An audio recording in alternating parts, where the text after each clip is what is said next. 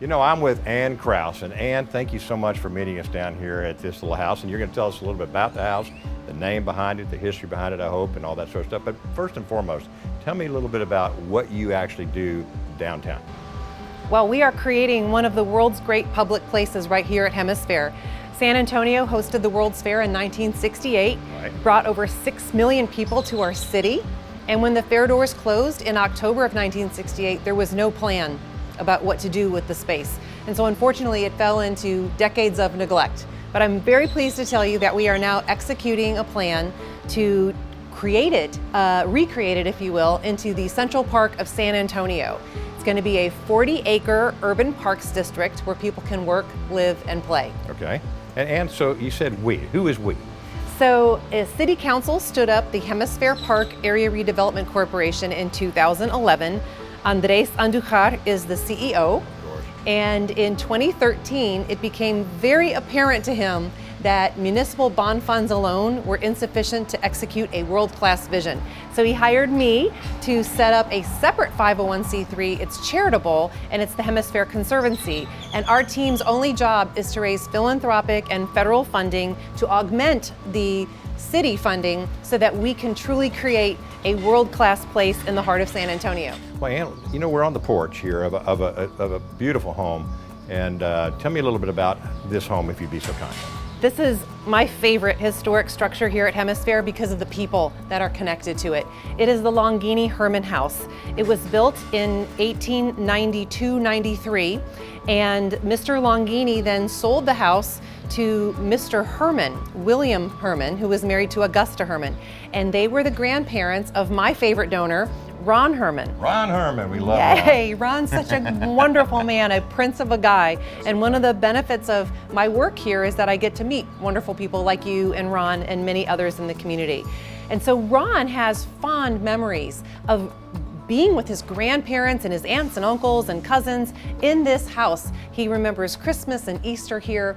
And so members of the Herman family lived in this house between 1916 when they purchased it and 1965 when they conveyed title for the land and the house to the city of San Antonio to make way for the World's Fair.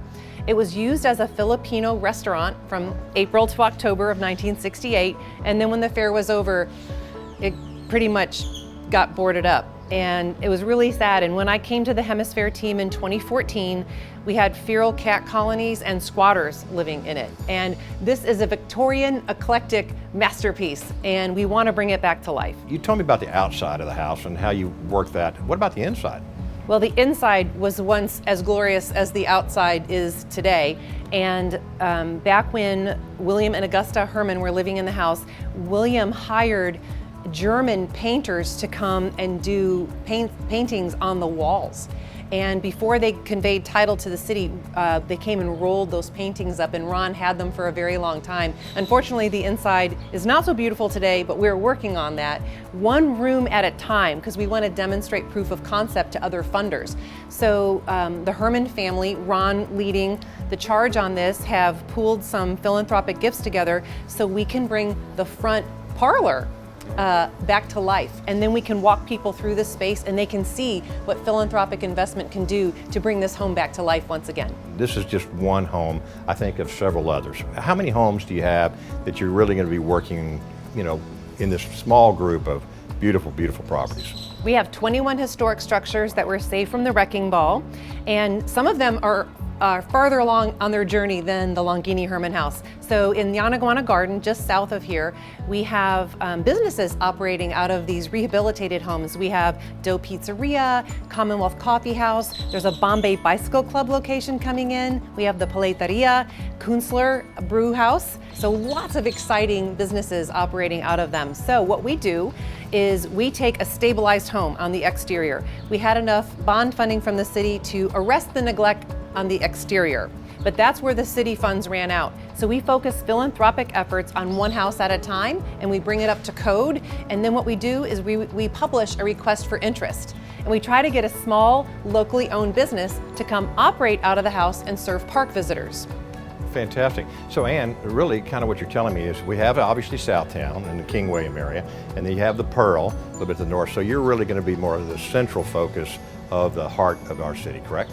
We are smack dab in the heart of downtown San Antonio and delivering, like I said, it's a world-class park to our city. We're so incredibly proud and privileged to be able to do it. At Mission Park and Mission Park Cares, we'd like to bring you more programming each and every week. Yes, just subscribe here or catch us every Sunday morning on Fox 29. And remember, at Mission Park, it's our mission to care.